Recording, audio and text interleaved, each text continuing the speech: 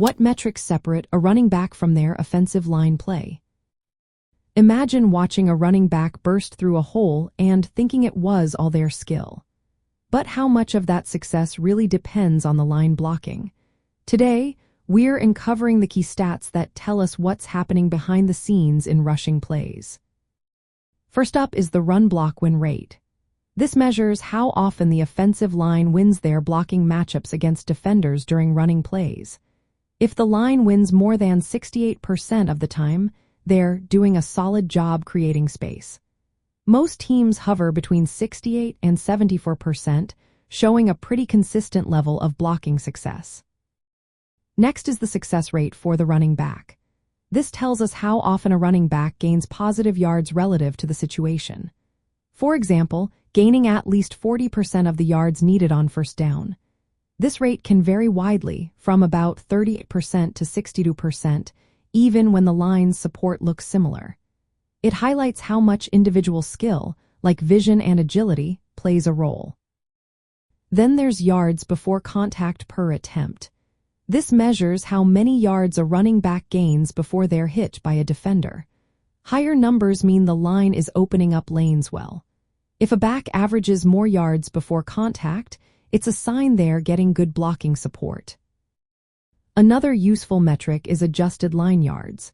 This estimates how many rushing yards come from the line's blocking, adjusted for the down, distance, and opponent. It's a team-level stat that helps us see how much the line contributes overall to rushing success. We also look at blown block rate and pressure rate allowed.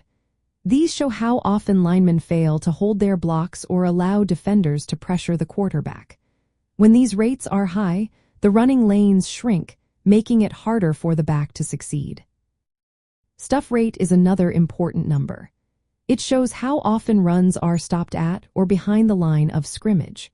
A lower stuff rate means the line is doing a better job of preventing tackles behind the line, giving the back a better shot at positive yardage. Finally, the stability of the offensive line matters. Teams with consistent starters tend to block better because they develop chemistry and understanding. When the same 5 linemen play together regularly, rushing lanes tend to stay open longer. Putting it all together, if a running back has a high success rate but average run block win rate, they're likely making yards after contact or finding small gaps. Conversely, a back with high yards before contact but a low success rate might be benefiting from good blocking but lacking the vision or agility to turn that support into big gains.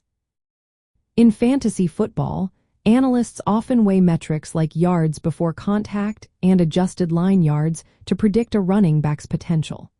These stats help separate how much of their success is due to their own talent versus the line's performance. So, when you see a big run, remember it's a mix of the line's work and the running back's skill. By comparing these numbers, we can better understand who's truly making plays and who's just riding the wave of good blocking.